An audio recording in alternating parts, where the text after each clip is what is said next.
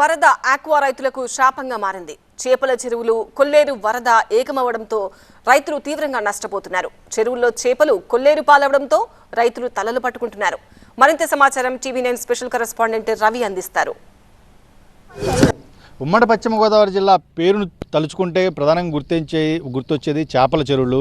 ప్రధానంగా కొల్లేరు ప్రాంతంలో విస్తృతంగా వందల వేలాది ఎకరాల్లో కనిపించేయండి చేపల చెరువులు. అయితే కొల్లేరుకు గత 5 రోజుల నుంచి వరద పోటెత్తడంతో చెరువులన్నీ కూడా ఏకంపాకమైపోయిన పరిస్థితి కనిపిస్తుంది.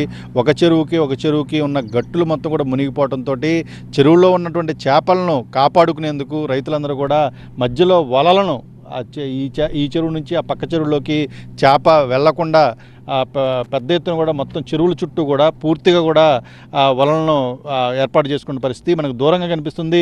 పెద్ద ఎడ్లగాడి వంతెన, దానికి దిగువ నుంచి మొత్తం కూడా కలువ పూలు అవన్నీ కూడా మనం చూడొచ్చు. అంటే అది కొల్లేరు, దానికి ఆనుకున్నటువంటి చేపల చెరువులు.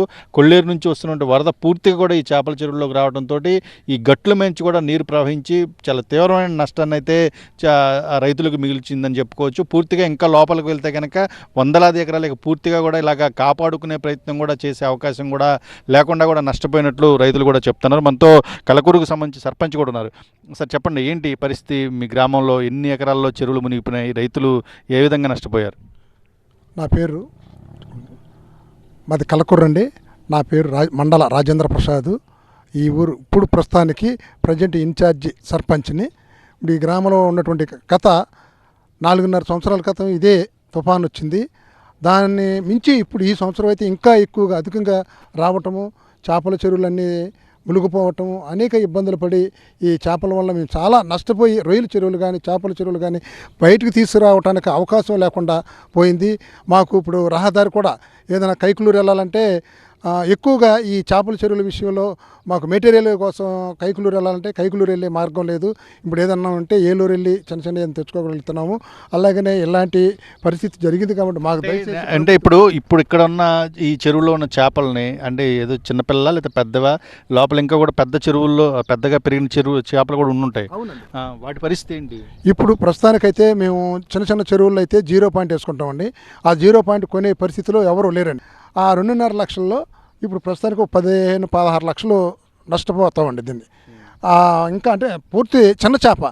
అదే పెద్ద చేప అయితే మీరు అన్నట్టు ఎకరానికి 2.5 లక్షలు పెట్టుబడి పెట్టాలండి. అలా పెట్టిన వాళ్ళు కూడా పెద్ద చేపలన్నీ పెట్టిన వాళ్ళు అలాగే వాళ్ళు దోషమైపోయి అనేక ఇబ్బందులు పడుతూ నిద్రాహారం లేకుండా ఏం చేస్తాం? ఇప్పుడు మనం మనుషులుగా బతుకున్నాం కానీ ఆస్తి అయితే కోల్పోయి ఉన్నామండి. ఇది పూర్తిగా అయితే కొల్లేరు ఒక పెద్ద సంక్షోభాన్ని, కనిపించిన సంక్షోభాన్ని, ఆర్థికంగా చాలా తీవ్రంగా నష్టపోయే అవకాశం అయితే చాలా స్పష్టంగా కనిపిస్తుందని మనం చెప్పుకోవచ్చు. ఎందుకంటే గతంలో కరోనా వచ్చిన సమయంలో ఇదే రకమైనటువంటి ఆ పరిస్థితులని కూడా కొల్లేరు వాసులందరూ ఎదుర్కొన్నారు. చేపలు అమ్ముకోలేక, చేపల చెరువులు నిర్వహించలేక పూర్తిగా లక్షలాది రూపాయలు నష్టపోయి చాలామంది అప్పులు పాలయ్యి ఆస్తులు అన్నీ కూడా అమ్ముకున్నటువంటి పరిస్థితి వచ్చింది.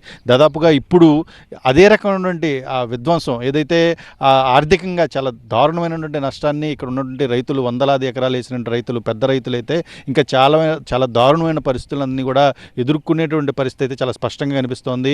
ఈ ఉన్నటువంటి చెరువులో ఎన్ని చేపలు మిగిలినో తెలియదు, వాటికి సంబంధించి ఆదాయం వస్తుందో రాదో తెలియదు. లక్షలాది రూపాయలు పెట్టుబడి పెట్టుకొని దేవుడి పైన భారం వేసి ప్రస్తుతం అయితే ఈ కొల్లేరులో ఉన్నటువంటి చేపల రైతులు, ఆక్వా రైతులు అయితే కాలం వెల్లదీస్తున్న పరిస్థితి కనిపిస్తోంది. కెమెరా పర్సన్ దుర్గాతో రవి, టీవీ9 కలకూరు నుంచి.